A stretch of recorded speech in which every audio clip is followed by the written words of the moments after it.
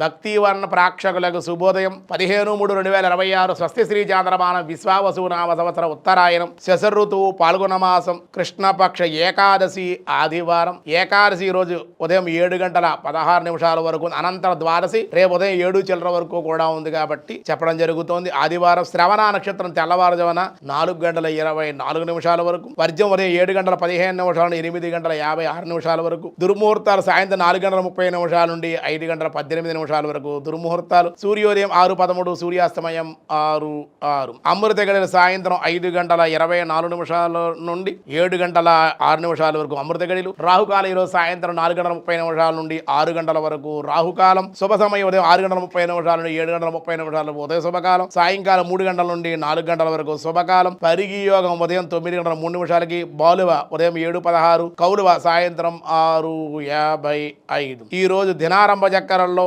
ముందుగా మేషరాశి వారికి ఆదాయం బాగుంటుంది.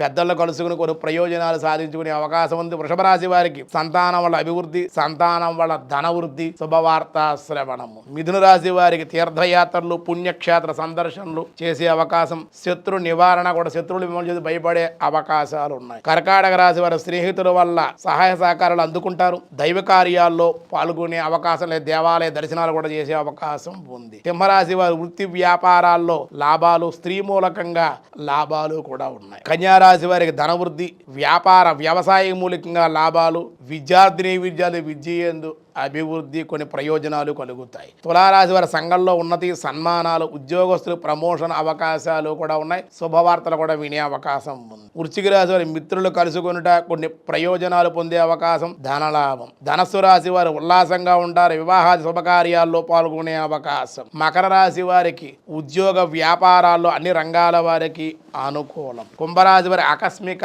ధనలాభాలు ఉన్నాయి ఈ రోజు. అంతేకాకుండా బంధువుల యొక్క కలయిక మీకు ఆనందాన్ని ఇచ్చే అవకాశం ఉంది. మీనరాశి వారికి రాణి బాకీలు వసూలు కూడా ఆనందంగా, కొన్ని అప్రయత్న కార్యలాభాలు కూడా ఉండే అవకాశం ఉంది. ఏకాదశి ఉదయం 7:16 వరకు అనుకూలంగా, తర్వాత ద్వాదశి కాబట్టి మిశ్రమంగానే ఉంది. రేపు ద్వాదశి 7:58 వరకు ఉంది కాబట్టి రేపు ఉదయం 8 గంటల లోపుగానే ద్వాదశ పారాయణ రేపు చేసుకోవాలి.